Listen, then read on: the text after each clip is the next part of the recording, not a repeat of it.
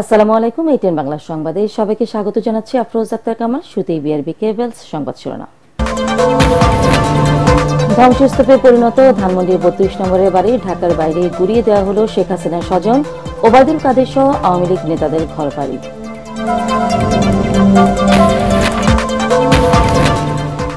দিল্লিতে বসে শেখ হাসিনার বক্তব্য দেওয়ায় ছাত্র জনতার বিক্ষোভ ভাঙচুর, বললেন পররাষ্ট্র উপদেষ্টা। ঢাকায় নিযুক্ত ভারপ্রাপ্ত হাইকমিশনারকে ডেকে প্রতিবাদপত্র হস্তান্তর। গণতন্ত্র প্রতিষ্ঠায় বাধা দিতে দেশে নানাভাবে বিশৃঙ্খলার চেষ্টা চলছে, অভিযোগ বিএনপি নেতা মেজর হাফিজের। ভারতের ইন্ধন আছে কিনা খতিয়ে দেখার আহ্বান। এবং রাষ্ট্রের বিরুদ্ধে ষড়যন্ত্রের অভিযোগে ধানমন্ডির বাসা থেকে অভিনেত্রী মেহের আফরোজ শাওনকে আটক করেছে গোয়েন্দা পুলিশ ডিবি। শুনছিলেন বিআরবি কেবলস সংবাদ শিরোনাম। এবার বিস্তারিত। ধ্বংসস্তূপে পরিণত হয়েছে ধানমন্ডি ৩২ নম্বরের শেখ মুজিবুর রহমানের বাড়ি। গণঅভ্যুত্থানে ক্ষমতাচ্যুত শেখ হাসিনার বক্তৃতা প্রচারের ঘোষণাকে কেন্দ্র করে রাতভর ছাত্র জনতার বিক্ষোভের পর দিনীয় কার্বেটর দিয়ে ভবনের অর্ধাংশে গুড়ি দেওয়া হয়েছে, ভেঙে ফেলা হয়েছে বঙ্গবন্ধুর প্রতিকৃতি। তবে এ সময় প্রশাসনের উপস্থিতি দেখা যায়নি। স্বৈরাচারী আওয়ামী লীগ, স্বৈরাচ শাসক শেখ হাসিনা এবং মুজিববাদের বিরুদ্ধে নানা স্লোগান দেন বিক্ষুব্ধ জনতা। সতর্ক করেন স্বৈরাচারের আস্তানা এদেশে থাকবে না। রিপোর্ট আদিন সজীবের, ক্যামেরায় ছিলেন আজিজুল হাকিম পলাশ।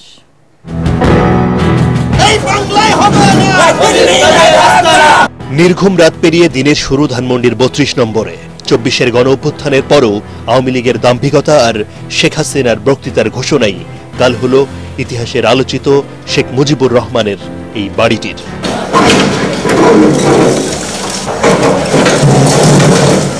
বছরের পর বছর তো বটেই, জুলাই বিপ্লবের পরও রাত বিরাতে যে নেতার প্রতিকৃতিতে ফুলেল শ্রদ্ধা জানিয়েছে আওয়ামী লীগ ও তাদের সহযোগী সংগঠনের কর্মীরা, সেটাও গুড়িয়ে দিয়েছে বিক্ষুব্ধ ছাত্র জনতা। এই মহিলাটা আসলে কি বলবো, ন্যূনতম যদি কিছু থাকতো লজ্জা শরম, তাহলে হচ্ছে গিয়ে উনি আগে জনগণের কাছে ক্ষমা চাইতো। ওনার তো এইভাবে বক্তব্যটা দেওয়া উচিত হয় না। হাজার হাজার ছাত্র এখনো পঙ্গু অন্ধ হয়ে আছে। হাজার হাজার মানুষকে গুম করেছে। এখনো কত মানুষ আমাদের কোথায় আছে কেউ জানে না। আমাদের একজন শহীদ ভাইয়ের রক্তের বিনিময় চাইতে কি বঙ্গবন্ধুর বাড়ির দাম বেশি? স্বৈরাচারী আওয়ামী লীগের কর্মসূচি, হাসিনার ভাষণ, টেলিফোনে কথোপকথনে বিক্ষুব্ধ হয়েই মূলত অভ্যুত্থানের ৬ মাস পর এমন ক্ষোভের বহিঃপ্রকাশ নানা বয়সের শ্রেণী পেশার মানুষের। কেউ কেউ আবার বাসার বিভিন্ন জিনিসপত্র সরিয়ে নেন, কারো কারো হাতে দেখা যায় লাইব্রেরির বিভিন্ন বইও। কত হাজার ছেলেমেলে জীবন দেশে কতগুলো পঙ্গু হয়ে হসপিটালে পড়ে আছে, তাদের জন্য কি তাদের কথা চিন্তা করে না তারা, যে তারা দেশ স্বাধীন করছে কি জন্য? শেখ হাসিনা এই দশা করছে বাংলাদেশের, নাইলে তো এই দশা হইতো না জীবনও। উনি যদি ছাড়িয়া দিত, অন্য দল আইতো, সুন্দরভাবে দেশ চলতো। তাদের কর্মের ফল না, তারা যে স্বৈরাচারের আস্তানা করছে, হাজার হাজার ছাত্র জনতাকে মেরে ফেলছে। তাদের বার্তা পরিষ্কার, স্বাধীন বাংলাদেশে ছাত্র নাগরিকদের নির্মমভাবে হত্যার জন্য ন্যূনতম অনুতপ্ত বোধ যাদের নেই, তাদের এদেশে রাজনীতি করার অধিকারও নেই। এতক্ষণ হওয়ার পরেও যে অনুতপ্ত হওয়ার বদলে আরো ঔদ্ধত্য প্রদর্শন, সেটার প্রতিবাদ, এটা বলতে পারেন পুঞ্জীভূত ক্ষোভের বহিঃপ্রকাশ। পৃথিবীর বিভিন্ন জায়গায় জালিম সরকার এসছে, ফ্যাসিবাদ সরকার এসছে, তারা কিন্তু সেগুলোকে সংরক্ষণ করেছে। আগামীতে আর কেউ যেন দেশে স্বৈরশাসক হাসিনার মতো দুঃশাসনের দুঃসাহস না করে, এই ক্ষোভ তার যেমন উদাহরণ, তেমনি জনসাধারণের সতর্ক বার্তা বলেও জানান বিক্ষুব্ধরা। আজকে যে পরিস্থিতি হয়েছে, এটা আসলে আমাদের কাম্য না। আমরা চাই না আসলে কাউকে এরকম ক্ষতি করে হাট করার জন্য। দেখেন, সে করছে, সে পাইতেছে। যারা দেশ পরিচালনার দায়িত্বে আসবে, তারাও যদি এরকম স্বৈরাচারী পথ অবলম্বন করে, তাহলে দেশের জনগণ তাদেরকেও ছাড়বে না। এই ইতিহাসটা যেন দেখে তারা শিক্ষা নিয়ে যেন তারা আসে আমাদের সামনে। ক্ষমতাটা যে আসলে চিরস্থায়ী না, ওইটা যেন তারা ভাইবে চিন্তা একটা সঠিক সিদ্ধান্ত নেয়। জুলাই গণ অভ্যুত্থানের ৬ মাস পরে ছাত্র জনতার এমন ক্ষোভ নিয়ে কারো কারো মনে প্রশ্ন জাগলেও ফ্যাসিবাদের বিরুদ্ধে সব পক্ষের বারবার এক কাতারে সামিল থাকার প্রমাণ হিসেবেও দেখছেন অনেকে। জুলাই বিপ্লবে শেখ হাসিনা সরকার পতনের পর এই ৩২ নম্বরে বিক্ষুব্ধ ছাত্র জনতার ক্ষোভের বহিঃপ্রকাশ ঘটে। এর ঠিক ৬ মাস পর আবারও একই রকম ঘটনার পুনরাবৃত্তি হলো, আরো বড় পরিসরে। অনেকে মনে করছেন গণহারে ছাত্র জনতাকে হত্যা এবং 22,000-এরও বেশি মানুষকে আহত পঙ্গু করার দায় যাদের কাঁধে, তারা কোথায় অনুতপ্ত হবেন তা না হয়ে ওই হঠকারী দাম্ভিকতার বিভিন্ন সিদ্ধান্ত নিয়ে জনগণের কাছে ফিরে আসার যে চেষ্টা, সেজন্যই আজকের এই পরিণতি। এর জন্য তারা শেখ হাসিনা সহ দলের নীতি নির্ধারকদেরকেই দুষছেন। আব্দিন সজীব, এটিএন বাংলা, ধানমন্ডি 32 নম্বর, ঢাকা। বৃহস্পতিবার রাতেও ধানমন্ডির 32 নম্বর শেখ মুজিবুর রহমানের বাসভবনে ভাঙচুর চালিয়েছে ছাত্র জনতা। পাশাপাশি খিচুড়ি রান্না করে জিয়াফত অনুষ্ঠানের আয়োজন করা হয়েছে এখানে। এছাড়া রাতে বনানীতে আওয়ামী লীগ নেতা শেখ সেলিমের বাড়িতে হামলা ভাঙচুরের ঘটনা ঘটেছে। আর অন্তর্বর্তী সরকারের এক বিবৃতিতে বলা হয়, বিভিন্ন প্রতিষ্ঠান ও স্থাপনা ভাঙচুর, অগ্নিসংযোগের মতো কর্মকাণ্ড শক্তভাবে প্রতিহত করবে সরকার। আরো জানাচ্ছেন ইয়াসিন রানা। যেন এক ধ্বংসস্তূপে পরিণত হয়েছে ধানমন্ডির 32 নম্বর। পূর্ব নির্ধারিত কর্মসূচি অনুযায়ী বৃহস্পতিবার রাত 8টার পর এখানে ভাঙচুর ও অগ্নিসংযোগ করে বিক্ষুব্ধ ছাত্র জনতা। সারা রাতে ছিল ছাত্র জনতার ভিড়। অনেকেই পরিবার পরিজন নিয়েও পরিদর্শনে আসেন এখানে। ছাত্র জনতা বলছে, পরবর্তী যে কোনো সরকারের জন্য এ ধ্বংসস্তূপ নিদর্শন হয়ে থাকবে। 5 আগস্টের পরেই এই যে স্থাপনাগুলো ঘুরে দেওয়া উচিত ছিল। এখন দেখে খুব ভালো লাগতেছে। স্বৈরাচারের পালিয়ে যাওয়ার পর থেকে এখানে দেখতে আসলাম কি অবস্থা, আসছে অনেক ভালো লাগতেছে, অনেক আনন্দ লাগতেছে। দেখছি যে অনেক মানুষের হই হুল্লোড়। কালকে যদি একটা ক্ষমা চাইতো দেশের কাছে, আজকে ভাঙাচোরা হতো না। আজকে বাংলাদেশের প্রত্যেকটা আওয়ামী লীগের নেতা বাড়ি সব ভাঙাচোরা হচ্ছে একমাত্র শেখ হাসিনার জন্য।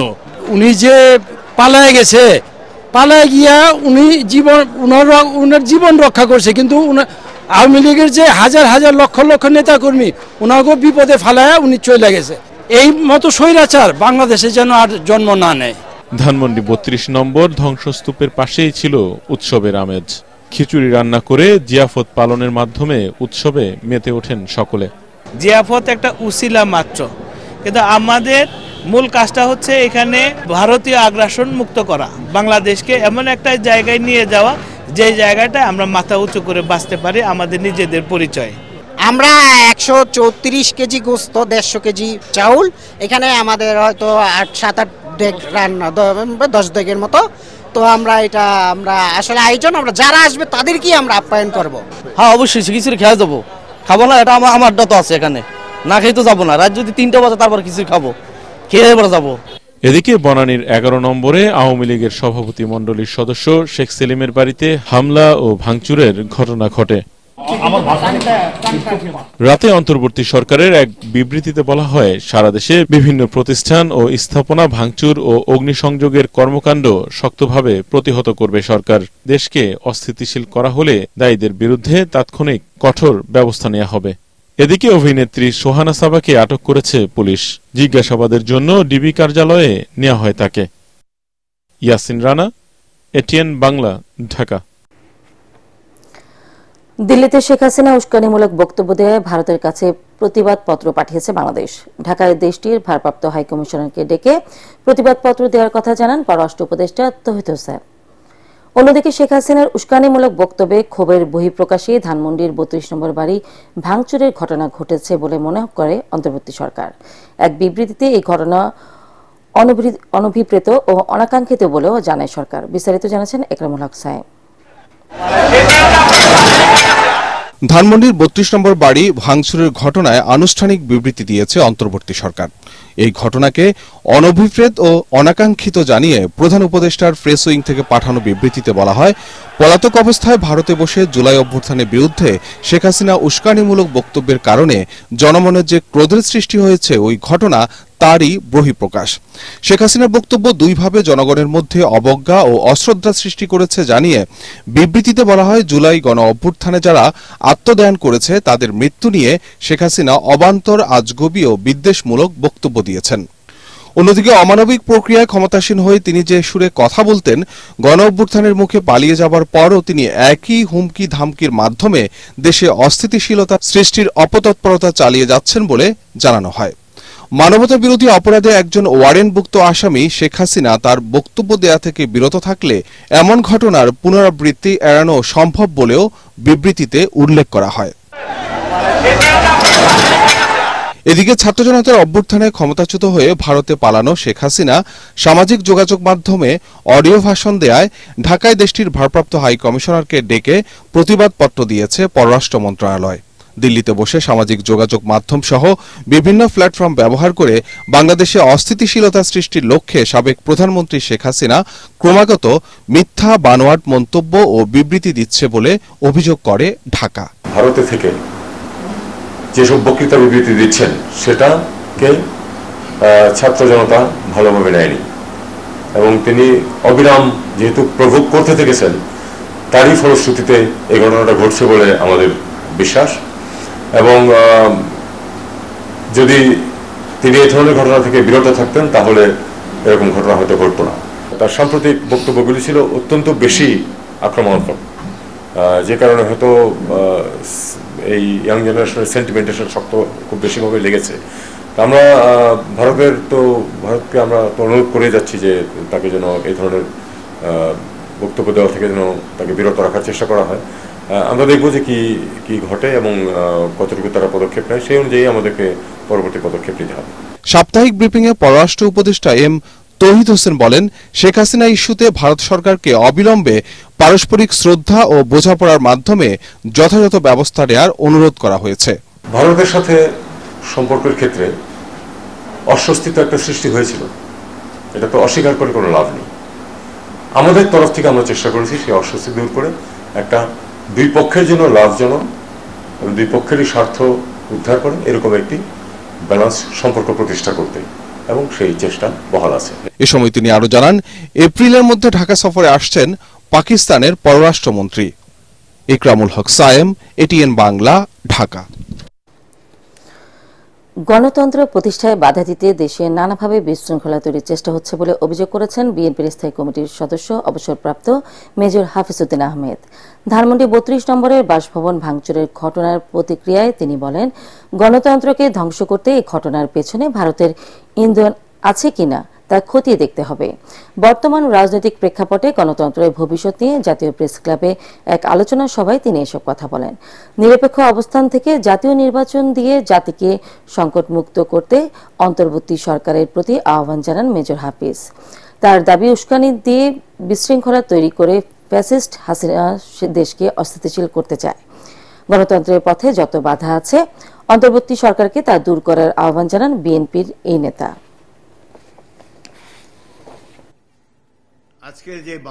গতকালকের যে ঘটনা এখনো চলমান, এটির প্রতি আমরা দৃষ্টি রেখেছি এবং আশা করব যে এখন অতি দ্রুত এই দেশে গণতান্ত্রিক ব্যবস্থা প্রবর্তন করা হবে।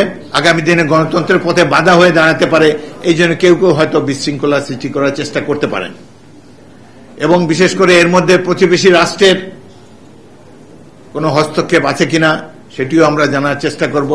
এই মুহূর্তে সবচাইতে প্রয়োজন জাতীয় ঐক্য, বিশেষ করে যেখানে পতিত স্বৈরাচার শেখ হাসিনা ভারতে বসে এই দেশকে আনস্টেবল সিচুয়েশনে নেওয়ার জন্য, এই দেশকে ধ্বংস করতে যেটুকু তিনি বাকি রেখেছেন সেটি পূর্ণ করার জন্য নতুনভাবে এই ফ্যাসিস্ট দলকে নিয়ে তিনি মাঠে নামতে চান।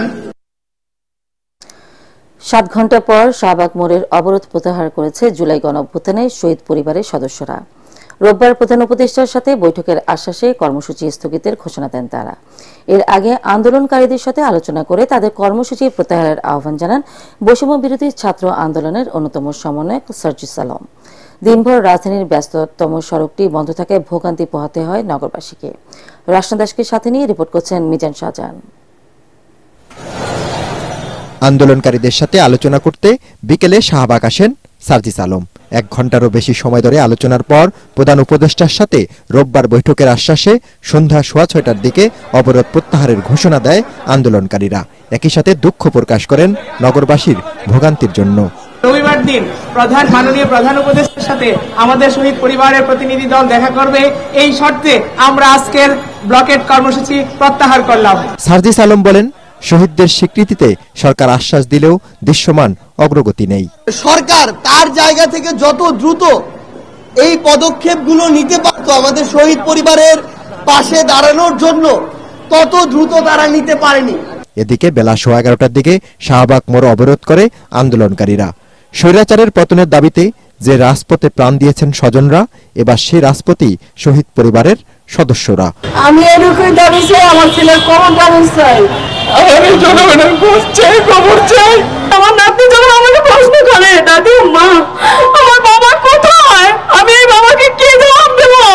দেশের একমাত্র মেডিকেল বিশ্ববিদ্যালয় BSMMU ও বিশেষায়িত ডায়াবেটিস হাসপাতাল বারডেমের অবস্থান শাহবাগে। ঢাকা মেডিকেল মুখী সহ অন্যান্য হাসপাতালের অ্যাম্বুলেন্স চলাচল অবরোধের আওতা মুক্ত ছিল। তবে সাধারণ বাহন চলতে না পারায় বিড়ম্বনা পোহাতে হয় রোগী ও স্বজনদের। রোগী নিয়ে আসছে, এখন বিপদে পড়ছে, রিক্সা ভ্যান গাড়ি কিছুই পাচ্ছি না। আমার পায়ের সমস্যা, পায়ে গ্যাস দিতে আসছি, এখন আসতেও অনেক কষ্ট হয়েছে, রিক্সাও নাই, পায়ে হেঁটেও যেতে পারছি না। স্বরাষ্ট্র উপদেষ্টা সহ সরকারের একাধিক দায়িত্বশীল ব্যক্তি সড়ক বন্ধ করে দাবি দেওয়া না জানিয়ে উন্মুক্ত স্থানে আন্দোলন করার পরামর্শ দিয়েছেন। তবে তা আমলে না নেয় ক্ষুব্ধ সপ্তাহের শেষ কর্মদিবসে যানজটে নাকাল নগরবাসী। সাধারণ জনগণের যে সমস্যা হয় এটা তো সরকার বুঝে না, পাবলিকও বুঝে না। পুরো সমস্যা, কোনো গাড়ি উড়ি পাচ্ছি না, হাইটে আসতে হচ্ছে। আলোচনায় সমাধান না এলে আবারও শাহবাগ অবরোধ করা হবে বলে জানিয়েছে আন্দোলনকারীরা। এই অবস্থায় সরকারের দায়িত্বশীল আচরণ আশা করেন নগরবাসী। মিজান শাহজাহান, ATN বাংলা, ঢাকা। রাষ্ট্রবিরোধী ষড়যন্ত্রের অভিযোগে রাজধানী ধানমন্ডির বাসা থেকে অভিনেত্রী মেহের আফরোজ শাওনকে আটক করা হয়েছে। গোয়েন্দা পুলিশ জানায়, ডিবি হেফাজতে তাকে এ ব্যাপারে জিজ্ঞাসাবাদ করা হচ্ছে। এর আগে সন্ধ্যায় জামালপুর সদরে শাওনের পৈতৃক বাড়িতে আগুন দেওয়া হয়। তার বাবা প্রকৌশলী মোহাম্মদ আলী জামালপুর 5 আসন থেকে দ্বাদশ জাতীয় সংসদ নির্বাচনে আওয়ামী লীগের মনোনয়ন প্রত্যাশী ছিলেন। তার মা তহুরা আলী 1996 ও 2001 সালে সংসদ সদস্য হন। সর্বশেষ 2009 সালে সংরক্ষিত নারী আসনের সংসদ সদস্য হন। মেহের আফরোজ শাওন আওয়ামী লীগের সংরক্ষিত নারী আসনের মনোনয়ন প্রত্যাশী ছিলেন। ভারতীয় গোয়েন্দা সংস্থার এবং পতিত আওয়ামী লীগ মিলে দেশকে ধ্বংসের দিকে ঠেলে দিতে ষড়যন্ত্র করছে বলে মন্তব্য করেছেন ইসলামী আন্দোলন বাংলাদেশের নায়েবে আমির মুফতি সৈয়দ মোহাম্মদ ফজল করিম।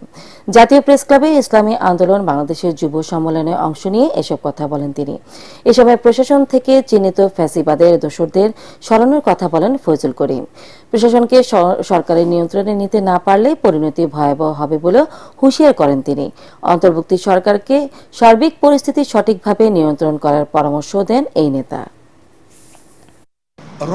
এ দেশকে অস্থিতিশীল করার জন্য চক্রান্ত করতেছেন। দেশকে অস্থিতিশীল করার চক্রান্তের মধ্যে আমি মনে করি বিগত ফ্যাসিস্ট সরকারেরও বিশাল একটা হাত এখানে আছে। আমরা চাই না জুলুম, অত্যাচার, অবিচার। আমরা চাই এদেশের মানুষ শান্তিতে বসবাস করবে। বিচারালয় তারা বিচার করবে তাদের বিবেক অনুযায়ী, আইন অনুযায়ী। যেখানে অন্য কোনো ইশারায় বিচার হবে না, এরকম বিচার বিভাগ আমরা দেখতে চাই। আমরা দেখতে চাই প্রশাসনের মধ্যে দুর্নীতিবাজ থাকবে না। 48তম প্রতিষ্ঠাবার্ষিকী উপলক্ষে মেধাবী শিক্ষার্থীদের সংবর্ধনা ও জুলাই অভ্যুত্থানের উপর নির্মিত ডকুমেন্টারি প্রদর্শনীর আয়োজন করে বাংলাদেশ ইসলামী ছাত্র শিবির। ঢাকা বিশ্ববিদ্যালয়ের বটতলায় কয়েকশো শিক্ষার্থীদের অংশগ্রহণে এই অনুষ্ঠানটির আয়োজন করা হয়। জামায়াতে ইসলামের ঢাকা মহানগর দক্ষিণের সেক্রেটারি ডক্টর শফিকুল ইসলাম মাসুদ, ছাত্র শিবিরের সভাপতি জাহিদুল ইসলাম ও শিক্ষক মণ্ডলী সহ বিভিন্ন নেতৃবৃন্দ এই সময় উপস্থিত ছিলেন। তারা তাদের বক্তব্যে জুলাই বিপ্লবে ছাত্র শিবিরের অবদানের কথা তুলে ধরেন। পার্টেক্স খেলার খবর।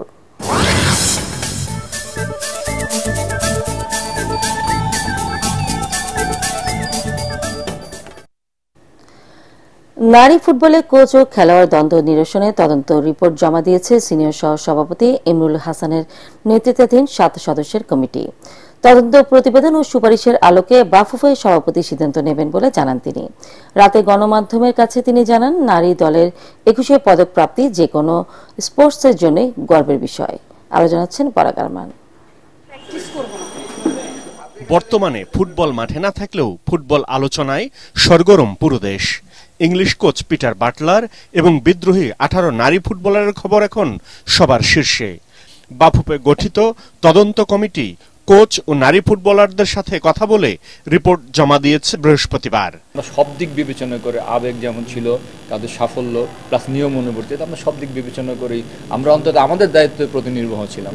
সবচেয়ে বড় জিনিস যেটা হচ্ছে সেটা হচ্ছে ডিসিপ্লিন। সেখানে সাফল্য কিংবা ব্যর্থতা কোনো মূল প্রভাব হিসেবে কাজ করবে বলে আমার অন্তত মনে হয় না। তদন্ত কমিটির প্রধান ইমরুল হাসান জানান, মেয়েরা দেশের ফুটবলে প্রচুর সাফল্য এনে দিয়েছে, তাই বিবেকের পাশাপাশি আবেগ দিয়েও তাদের বিদ্রোহের কারণ খুঁজেছেন তারা। সুপারিশ বা সিদ্ধান্ত দিয়েছি, তা সভাপতি মহোদয় যদি মনে করেন যে এটা নির্বাহী কমিটির মাধ্যমে করবেন কিংবা উনি হয়তো প্লেয়ারদের সাথে আবার অধিকতর কথা বলে কোনো একটা সিদ্ধান্ত আসবেন, সেটা যে কোনোভাবে হতে পারে।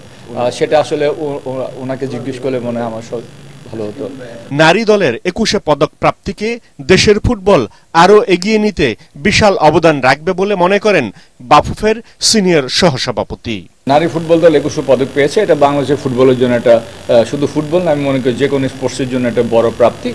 তো এটা এর জন্য বাংলাদেশ ফুটবল ফেডারেশনের সাথে সংশ্লিষ্ট পক্ষসমূহ এবং খেলোয়াড় যারা আছে তাদেরকে আমরা তাদের প্রতি আমরা আন্তরিক কৃতজ্ঞ। কারণ আমি মনে করি যে এর মাধ্যমে বাংলাদেশের ফুটবলের প্রতি বাংলাদেশে আপামর জনসাধারণের একটা আগ্রহ বাড়বে, ফুটবল নিয়ে একটা ভালো ইতিবাচক আলোচনা হবে। তো এই জন্য আমি নারী দলের সাথে সংশ্লিষ্ট যারা ছিল তাদের সকলকে ধন্যবাদ জানাতে চাই। পরাগ আরমান, এটিএন বাংলা, ঢাকা।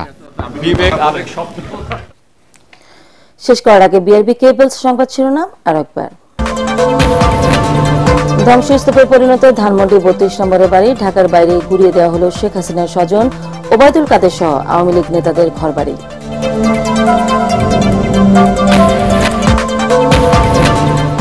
দিল্লিতে বসে শেখ হাসিনার বক্তব্য দেওয়ায় ছাত্র জনতার বিক্ষোভ ভাঙচুর, বলেন পররাষ্ট্র উপদেষ্টা।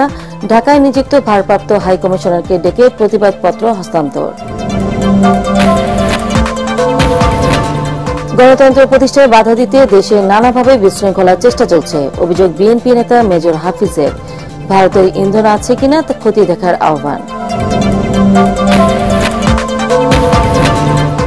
ঢাকা চট্টগ্রামের প্রাথমিক বিদ্যালয়ে 6,500 সরকারি শিক্ষকের নিয়োগ বাতিল করে হাইকোর্টের রায়, এজলাস কক্ষের সামনে নিয়োগ বঞ্চিতদের বিক্ষোভ।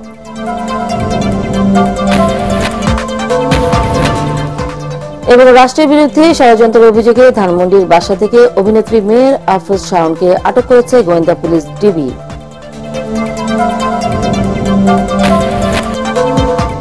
পরবর্তী সংবাদ দেখার আমন্ত্রণ জানিয়ে এখনকার মতো শেষ করছি এটিএন বাংলা সংবাদ। ইউটিউবে দেখতে ব্রাউজ করুন youtube/এটিএন বাংলা নিউজ। ধন্যবাদ।